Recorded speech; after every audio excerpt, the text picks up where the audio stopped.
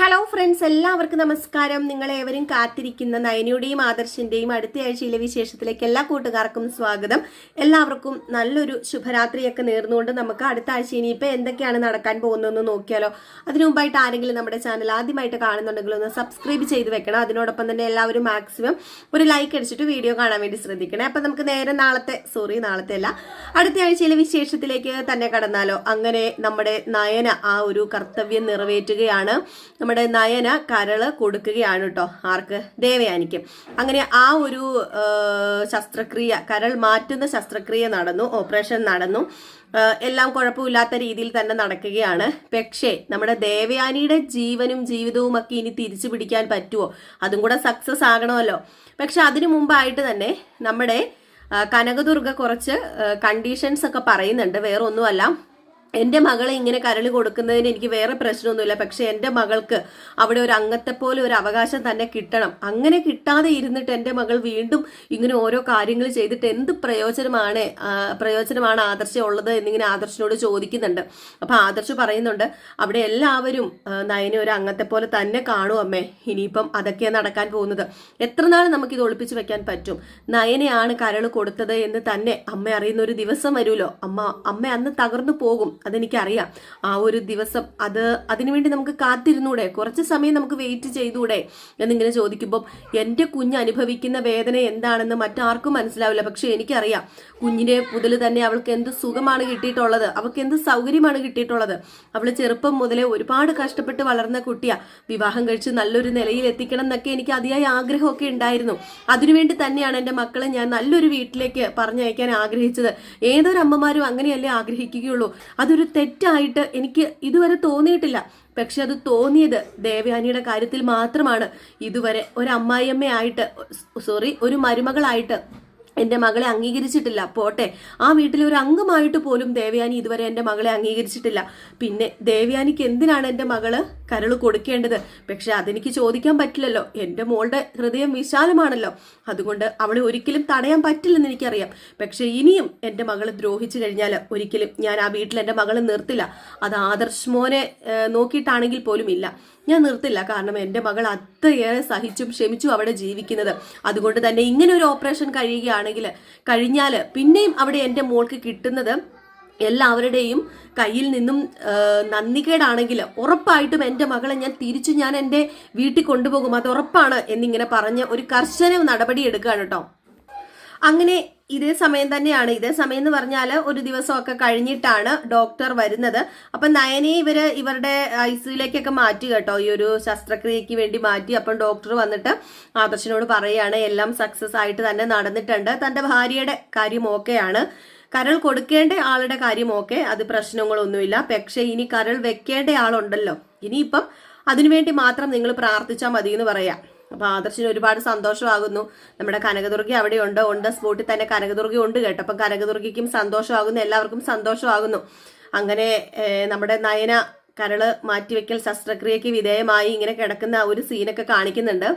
അപ്പൊ ചോദിക്കുന്നുണ്ട്, എനിക്ക് എൻ്റെ നയനെ എൻ്റെ മകളെ കാണാൻ പറ്റുമോ എന്ന് ചോദിക്കുകയാണ് കനകദുർഗ. അങ്ങനെ കനകദുർഗേനെ കയറ്റി കാണിക്കുന്നുണ്ട് കേട്ടോ. ആദർശും കനകദുർഗയൊക്കെ ഒരുമിച്ച് തന്നെയാണ് നയനെ കയറി കാണുന്നത്. അങ്ങനെ നയനോട് ചോദിക്കുന്നുണ്ട്, ബോധമൊക്കെ തെളിഞ്ഞു കഴിഞ്ഞ് നയനോട് ചോദിക്കുന്നുണ്ട്, എന്തിനാണ് മോളെ നീ ഇങ്ങനെ ഒരു കടുങ്കൈ, നീ എന്തിനാ ഇങ്ങനെ ചെയ്തത്? ഈ അമ്മയോട് ഒരു വാക്ക് നീ ചോദിച്ചോ? എന്തൊക്കെയാണെങ്കിലും നിനക്ക് ജന്മം തന്ന ഈ അമ്മയ്ക്ക് എത്രമാത്രം വേദന ഉണ്ടെന്ന് നിനക്ക് അറിയാമോ എന്ന് ചോദിച്ചപ്പം, ഇല്ലമ്മേ, ഞാൻ വേറൊരു തെറ്റും ചെയ്തിട്ടില്ലല്ലോ, ഒരാൾക്ക് ഞാനൊരു ജീവൻ കൊടുത്തിട്ടല്ലേ ഉള്ളൂ, ഒരാളുടെ ജീവൻ എടുക്കാൻ ഞാൻ ശ്രമിച്ചിട്ടില്ലല്ലോ, അതെന്തെങ്കിലും എൻ്റെ അമ്മായിയമ്മ മനസ്സിലാക്കുമായിരിക്കാം. അതിനിയിപ്പം എന്തു ആയിക്കോട്ടെ, ഇനിയിപ്പം എൻ്റെ അമ്മയ്ക്കെന്നല്ല ആർക്കാണെങ്കിലും ഇങ്ങനെ ഒരു ജീവൻ കൊടുക്കുന്നത് തെറ്റായിട്ട് ഞാൻ കരുതിയിട്ടില്ല. അത് നല്ലൊരു കാര്യമല്ലേ? എന്നിലൂടെ ഒരാൾ ജീവിക്കുക എന്ന് പറയുമ്പം എനിക്ക് ഈ ലോകത്ത് ജനിച്ച് ഞാൻ വളർന്ന് എനിക്ക് ചെയ്യാൻ പറ്റുന്നതിൽ ഏറ്റവും വലിയൊരു കാര്യമല്ലേ എന്നൊക്കെ പറയുന്നുണ്ട്. ഇതൊക്കെ കേട്ടിട്ട് കനകദുർഗയ്ക്ക് ഭയങ്കര സങ്കടമാകാണ് കേട്ടോ. കനകദുർഗ ഇതൊക്കെ കേട്ടിട്ട് കരയാണ്. അപ്പൊ ആദർശം പറയുന്നുണ്ട്, സാരമില്ല പോട്ടെ നയന, എനിക്ക് നിന്നെ നന്നായിട്ട് അറിയാം, ഞാൻ നിന്നോട് പറഞ്ഞതാ വേണ്ട ഇത് ചെയ്യരുത് എന്ന്. പക്ഷെ നീ ഇപ്പം എൻ്റെ മുമ്പിൽ ദൈവത്തിന്റെ സ്ഥാനത്താണ് നിൽക്കുന്നത്. ഒരു ഭാര്യയായിട്ടോ ഒരു അമ്മയായിട്ടോ ഒരു ഫ്രണ്ടായിട്ടോ സഹോദരിയായിട്ടോ ഒന്നുമല്ല. ദൈവം എത്രത്തോളം ഉയർന്നു നിൽക്കുന്നോ അത്രത്തോളം ഉയർന്നു തന്നെയാണ് ഇപ്പം നീ നിൽക്കുന്നത് എന്നിങ്ങനെ നമ്മുടെ നയനെ കുറിച്ച് പറയാണ്. അങ്ങനെ ഇതിനൊക്കെ ശേഷം നമ്മുടെ കനകദുർഗ വീട്ടിൽ പോവുകയാണ്. അങ്ങനെ വീട്ടിൽ ചെന്നിട്ട് ഭയങ്കര വിഷമത്തോടു കൂടി ഇരിക്കുമ്പോഴത്തേക്കും പെട്ടെന്ന് നന്ദു വന്ന് ചോദിക്കുന്നുണ്ട്, എന്തു പറ്റി അമ്മ, എന്താ അമ്മയ്ക്ക് പറ്റിയത്? അമ്മ ആശുപത്രി പോയിട്ട് തിരിച്ചു വന്നപ്പോൾ മുതൽ ഞാൻ ശ്രദ്ധിക്കാൻ തുടങ്ങിയത്, അമ്മയ്ക്ക് എന്താണ് പ്രശ്നം എന്ന് ചോദിക്കുമ്പം പറയാൻ പറ്റാതിരിക്കുന്നില്ല, പറയുകയാണ്. മാക്സിമം പറയാതെ നമ്മുടെ കനകദുർഗ ശ്രമിച്ചു നോക്കിയെങ്കിലും ലാസ്റ്റ് പൊട്ടിക്കരഞ്ഞിട്ട് നന്ദുവിനെ കെട്ടിപ്പിടിച്ചിട്ട് പറയുകയാണ്, നമ്മുടെ നയനമോളുടെ കരള ദേവയാനിക്ക് മാറ്റി വെച്ചിരിക്കുന്നത്. ഇത് കേട്ട് കഴിഞ്ഞപ്പോഴത്തേക്കും നന്ദുവിനും അങ്ങ് വല്ലാണ്ടായിപ്പോയി. നന്ദു പറഞ്ഞു, എന്താ അമ്മ ഈ പറയുന്നത്? എന്തിനാ ചേച്ചി അങ്ങനെയൊക്കെ ചെയ്തത്? നമ്മുടെ ചേച്ചിക്ക് എന്തെങ്കിലും സംഭവിച്ചിരുന്നെങ്കിൽ എന്ത് ചെയ്തേനെന്ന് ചോദിക്കുമ്പോൾ ഞാൻ എന്ത് ചെയ്യാനാ, അവളുടെ ഓരോ തീരുമാനങ്ങളല്ലേ. എൻ്റെ കുഞ്ഞിനെ പണ്ട് മുതലേ അറിയാലോ, അവൾക്ക് വേണ്ടി അവൾ ഇതുവരെ ജീവിച്ചിട്ടില്ല, നമ്മുടെ കുടുംബത്തിന് വേണ്ടി അവൾ ജീവിച്ചത്. ഇപ്പൊ അവൾ ഒരു വീട്ടിൽ കയറി ചെന്നിട്ട് ആ കുടുംബത്തിന് വേണ്ടി അവൾ ജീവിക്കുന്നത്. ഞാൻ പറഞ്ഞതാ, പക്ഷെ അവള് തയ്യാറായില്ല. പക്ഷെ ഓപ്പറേഷനൊക്കെ സക്സസ് ആയിട്ടുണ്ടെന്ന് പറയുമ്പോൾ എന്ത് സക്സസ് ആണെങ്കിലും ഒരു ശരീരം വെറുതെ ഒരു ശരീരം കീറി മുറിക്കാന്ന് പറയുമ്പം എത്ര പറഞ്ഞതാ നിന്റെ ചേച്ചിയോട് ഞാൻ. പക്ഷെ ഇത് അച്ഛൻ അറിയാൻ പാടില്ല. മോളുടെ അച്ഛൻ അറിഞ്ഞു കഴിഞ്ഞാൽ ആകെ തകർന്നു പോകും. കാരണം നയനെ ഒരുപാട്, നിങ്ങളുടെ 3 മക്കളെയും സ്നേഹിക്കുന്നുണ്ടെങ്കിൽ പോലും നയനെ ഒരുപാട് സ്നേഹിക്കുന്ന മനുഷ്യനാ. ആ മനുഷ്യൻ അറിഞ്ഞ ഇത് സഹിക്കില്ല എന്നൊക്കെ ഇങ്ങനെ പറയാണ്. ഇതേ സമയമാണ് നമ്മുടെ ജലജയും അതുപോലെ തന്നെ ജാനകിയും രേവതിയും ഒക്കെ കൂടി നയനെ അവിടെ തെണ്ടിത്തിരിഞ്ഞ് നടക്കുകയാണ്. അവളെ ഇപ്പൊ കാണുന്നില്ല എന്നും പറഞ്ഞുകൊണ്ട് ഒരു നുണക്കഥ പറഞ്ഞുണ്ടാക്കുകയാണ് കേട്ടോ. അപ്പൊ കാണുന്നില്ലല്ലോ ഇവരാരും നയനെ കാണുന്നില്ല. നയനയ്ക്ക് എന്ത് സംഭവിച്ചു എന്ന് ഇവർക്ക് അറിയില്ല. അപ്പൊ നയനെ ഇവരെന്ത് വരുത്തി തീർക്കാണ്. ജലജ പറയുന്നത് അവൾ ആരുടെയും കൂടെ ഓടിപ്പോയതായിരിക്കും, ഹോസ്പിറ്റലിൽ ആരെയും കണ്ടിട്ട് അവരുടെ കൂടെ അവൾ ഓടിപ്പോയി കാണും, ആദർശിനേക്കാളും നല്ലൊരു പയ്യനും പണമുള്ള ഒരുത്തനെയും കണ്ട് അവൾ പോകാതിരിക്കൂലല്ലോ എന്നൊക്കെ ഇങ്ങനെ പറയുകയാണ്. അപ്പൊ ഇതിനോടൊപ്പം തന്നെ രേവതിയും നമ്മുടെ അനാമികയും കൂടി ഓരോ നുണ പ്രചരിപ്പിക്കുകയാണ് കേട്ടോ. അവള് വെറും ബോറ് കെട്ടവളാണ്, അവള് ഉറപ്പായിട്ടും ആരെങ്കിലും കൂടെ പോയി കാണും, അതുകൊണ്ടാണ് അവളെ കാണാത്തത്, അല്ലെങ്കിൽ പിന്നെ അവൾ എവിടെ പോയതാണ് എന്നൊക്കെ പറഞ്ഞ് എല്ലാവരും കൂടെ നയനെ കാണാത്തത് കൊണ്ട് അതൊരു വലിയൊരു നുണപ്രചരണം നടത്തുകയാണ്. പക്ഷെ ഇവർക്കാർക്കും അറിയില്ല കരട് കൊടുത്തത് നമ്മുടെ നയനെ ആണെന്നുള്ള കാര്യം. പക്ഷേ നവ്യ ഈ സംഭവം അറിയാണ് കേട്ടോ. അപ്പൊ നവ്യ ഇത് അറിഞ്ഞു കഴിയുമ്പോൾ വല്ലാണ്ട് അങ്ങ് ഷോക്കാകുകയാണ്. അപ്പൊ നവ്യോട് നമ്മുടെ കനകദുർഗ വിളിച്ച് കാര്യങ്ങളൊക്കെ പറയുന്നുണ്ട്. വേറെ ഒന്നിനുമല്ല, ഈ വീട്ടിലാണ്, അനന്തപുരി തറവാട്ടിലാണ് നമ്മുടെ നയന വരുന്നത് എങ്കിൽ നയനയെ നോക്കാൻ ബാധ്യസ്ഥനാണല്ലോ ഈ നവ്യൊക്കെ. അപ്പൊ നവ്യോട് കാര്യങ്ങളൊക്കെ പറഞ്ഞില്ലേ ശരിയാവില്ല. അപ്പൊ നവ്യക്ക് ഇത് അറിയാവുന്നത് കൊണ്ട് തന്നെ ഇങ്ങനെ ഓരോന്ന് കേൾക്കുമ്പം നവ്യയുടെ നിയന്ത്രണം വിട്ടു പോവുക. കാരണം നവ്യ വേറെ ആരുടെയും കൂടെ പോയി, അവളെ കാണുന്നില്ല, അവൾ ഒളിച്ചോടി പോയതാണെന്നൊക്കെ പറയുമ്പോഴത്തേക്ക് നിയന്ത്രണം വിട്ടു പോകുന്നു. അതിനിടയിൽ മുത്തശ്ശിയും നയനയെ തിരക്കുന്നുണ്ട്. അപ്പൊ മുത്തശ്ശിക്കും അറിയില്ല നയന എവിടെയാണെന്ന്. മുത്തശ്ശിയോടും ഈ കാര്യം പറഞ്ഞിട്ടില്ല. ഒടുവിൽ നമ്മുടെ മൂർത്തി മുത്തശ്ശൻ ഇത് അറിയുകയാണ് കേട്ടോ. നവ്യ തന്നെയാണ് മൂർത്തിയോട് പറയുന്നത്, വേറെ ഒന്നുമല്ല, എന്റെ ചേച്ചീനെ ഇനി കുറ്റപ്പെടുത്തരുത്, ആരും കുറ്റപ്പെടുത്തരുത്, അതിനുവേണ്ടി തന്നെയാണ് ഞാൻ എന്റെ ചേച്ചീനെ നല്ല എന്റെ അനിയത്തിനെ ആരും കുറ്റപ്പെടുത്തരുത്, അതിനുവേണ്ടി തന്നെയാണ് ഞാൻ പറയുന്നത്. എന്റെ അനിയത്തി വേറെ എവിടെയും അല്ല മുത്തശ്ശ, എന്റെ അനിയത്തി ഇപ്പോൾ ഹോസ്പിറ്റലിലാണ് ഉള്ളത്, അവളാ ഇവിടത്തെ ആദർശേട്ടന്റെ അമ്മയ്ക്ക് കരള് കൊടുത്തതെന്ന്. ഇത് കേൾക്കുമ്പോഴും മൂർത്തി വല്ലാണ്ട് ഷോക്കായി പോവുകയാണ് കേട്ടോ. മൂർത്തിക്ക് സഹിക്കാൻ പറ്റുന്നില്ല. വസന്തരയ്ക്ക് അതിനപ്പുറം. വസന്തരയാണെങ്കിൽ എന്ത് മഹാഭാവ ചെയ്തിട്ടാ എന്റെ നയനമോൾക്ക് ഇങ്ങനെയൊക്കെ വരുന്നത്. എന്റെ നയനമോള് ഇപ്പൊ കരള് വരെ പകുത്തു കൊടുക്കാൻ തയ്യാറായിട്ടും അതാരോടും അറിയാതെ എന്റെ മോൾക്ക് എല്ലാവരും കൊടുക്കുന്ന പേര് ചീത്തപ്പേരാണല്ലോ എന്ന് പറയുമ്പോഴത്തേക്കും മൂർത്തി പറയുന്നുണ്ട്, ഒരു ദിവസം ഇതെല്ലാം തെളിയുന്ന ഒരു ദിവസം വരുമല്ലോ, ആ ദിവസം ഈ പറയുന്നവരൊക്കെ മൂക്കിൽ കൈവയ്ക്കും, ആ ദിവസം ഈ പറയുന്നവരൊക്കെ ഒരിക്കലും നിലത്ത് നിൽക്കാത്ത ഒരവസ്ഥ വരും. അങ്ങനെ ഒരു ദിവസമാണ് വരാൻ പോകുന്നത്. എല്ലാത്തിനും ഒരു അവസാനമുണ്ടല്ലോ, ആ അവസാനം അത് വേറെ ആരുടെയും അവസാനമല്ലായിരിക്കും. നിന്റെ മരുമകളുണ്ടല്ലോ ദേവയാനി, അവളുടെ അവസാനമായിരിക്കും. അവള് ഈ ലോകത്തിൽ ഏറ്റവും കടപ്പെട്ടിരിക്കുന്നത് അതിനി നയനയോടായിരിക്കില്ലേ. നയനയുടെ ഹൃദയത്തിൽ ജീവിക്കാനുള്ള ആ ഒരു നയനയുടെ ഔദാര്യമല്ലേ അവളുടെ ജീവിതവും ജീവൻ എന്നൊക്കെ പറയുന്നത്. അതറിയണം, അവൾ അറിയുക തന്നെ ചെയ്യണമെന്ന് പറയാം മൂർത്തി ഇത് പറയുന്നതും വസന്തര പറയുന്നുണ്ട്. അങ്ങനെ അറിഞ്ഞു കഴിഞ്ഞിട്ടുണ്ടെങ്കിൽ എന്തായിരിക്കും, നമ്മളൊക്കെ നോക്കിയും കണ്ടും അല്ലാതെ നമുക്കൊന്നും ചെയ്യാൻ പറ്റില്ലല്ലോ, നിങ്ങൾ എന്താണ് ഈ പറയുന്നത് എന്നുള്ള രീതി ചോദിക്കുമ്പോൾ ഇനിയിപ്പം യാതൊന്നുമില്ല, ഇനിയിപ്പം പറഞ്ഞേ പറ്റൂ.